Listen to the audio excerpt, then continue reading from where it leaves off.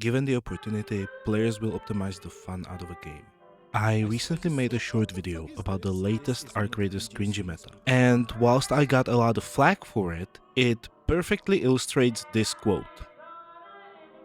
In short, players try to cheese the grind by brute forcing guaranteed spawn locations for the ever-elusive mushrooms. The idea was simple: load naked into a raid, sprint to one specific spot, grab the mushroom, stash it up your prison wallet, and immediately end the run. And they did not do this because it's fun, trust me. They did it because it feels optimal. And what I'm trying to say is that at some point, we tend to turn video games into checklists. Why? Because optimization feels correct. Humans are hardwired to do things the right way, even when that path quietly removes enjoyment. It is, after all, one of our main tools for survival. And that instinct is a major reason gaming feels worse than it used to.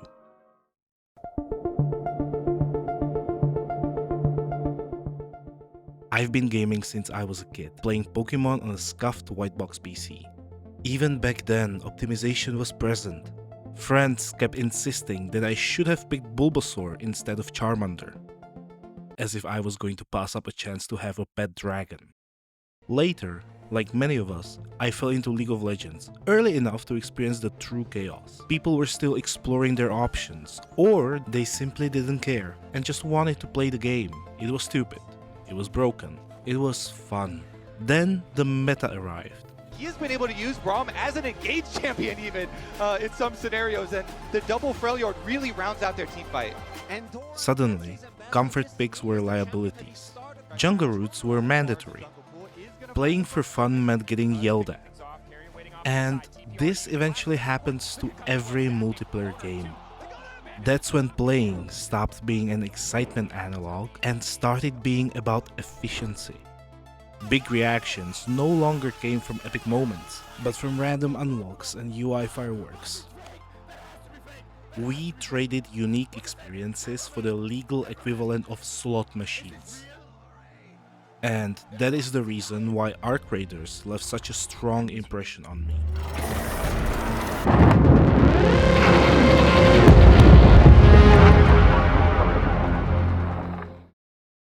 After their final playtest ended, I couldn't stop thinking about it.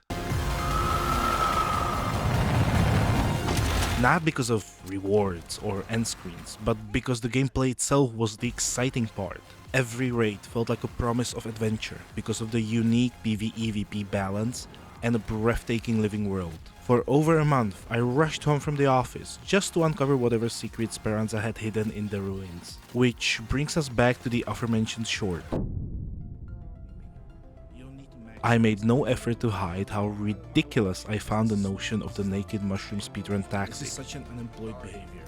And some of the commenters really didn't like it. So I did what any responsible Redditor would do. I invested my time and sanity to prove my point and set out to collect 24 mushrooms using both the speedrun tactic and a normal gameplay approach. And the comments were right. If by right you mean wrong.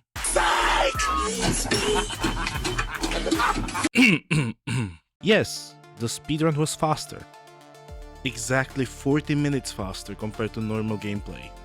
The whole thing was absolutely mind-numbing and I would have went insane if I wasn't watching Stargate on the second screen.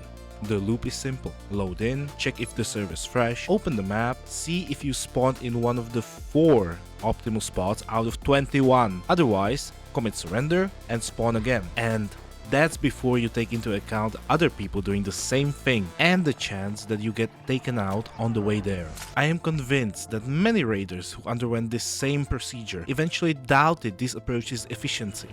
But they were determined to see it through since they had already invested a significant amount of time in it. Almost as if there were a term for this kind of behavior. Then I tried the alternative strategy. I call it playing the game. Oh my god, it totally is! It's 100%! Oh my god, you totally remember that! I just wandered the starting map with a light loadout and then hung around usual mushroom spots. I hunted down some snitches for my upgrade, looted caches, cracked car hoods, Found 5 blueprints, 3 pairs, a rusted gear and a light bulb. If you haven't played Arc Raiders, that's a pretty big deal. I also leveled up multiple times and took down a surveyor. I also hung around with other raiders.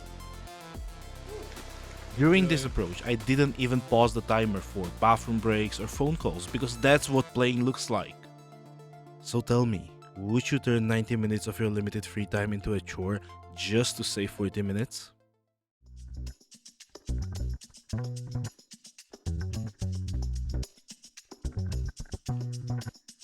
Most gamers aren't teenagers with endless evenings anymore. They're adults with jobs, with responsibilities, with maybe 2 usable hours at the end of the day. When time is scarce, wasting an hour doesn't just feel inefficient, it feels irresponsible. Modern games amplify that anxiety. Progress is tracked, falling behind is visible. Other players are always ahead. Therefore, as players, we have been conditioned to desire the optimal path. Not because we want to, because we feel pressured to. That's how launching a game starts feeling like clocking in. You log in tired, rush to be efficient, and log out feeling like you still didn't do enough. That's why Arc Raiders felt like a breath of fresh air for me. Lobbies were balanced, and people were generally friendly. There are no ranked lobbies. No need to win over someone, because it doesn't matter who's ahead. The wipe cycles are voluntary. The sweats reset every few weeks, while you can play at your own pace and wipe whenever you decide. Nothing meaningful is lost by slowing down, by helping someone, by chasing something interesting instead of optimal. When your time is limited, enjoyment isn't a luxury, but the point. Those 2 spare hours should help you decompress, not demand performance. And once you see that, the optimal becomes optional.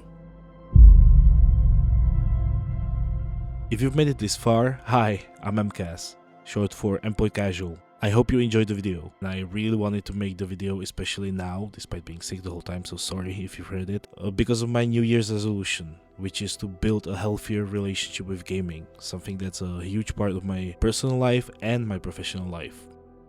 The whole idea behind this channel is navigating gaming as an adult with responsibilities. Another resolution of mine is to make more videos, so if you miss the days when games felt fun instead of guilty, consider liking and subscribing, and let's figure it out together. Have a great 2026, and hopefully I'll see you around.